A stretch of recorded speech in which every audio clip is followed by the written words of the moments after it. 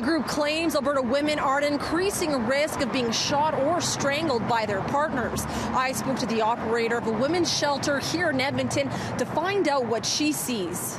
And this is where the women come in the mornings for group. Pat Garrett helps domestic violence victims. She knows the dangers they face. Threats of just being physically assaulted, pushing, shoving, slapping. Garrett says the best survival technique is removing women from the potentially deadly home. They're constantly told they're no good and they can't do anything, and they couldn't survive without their abusive partner, and they start to believe it. A study by the Alberta Council of Women's Shelters found that just 6 years ago, 54% of women seeking protection at shelters were at risk of being murdered.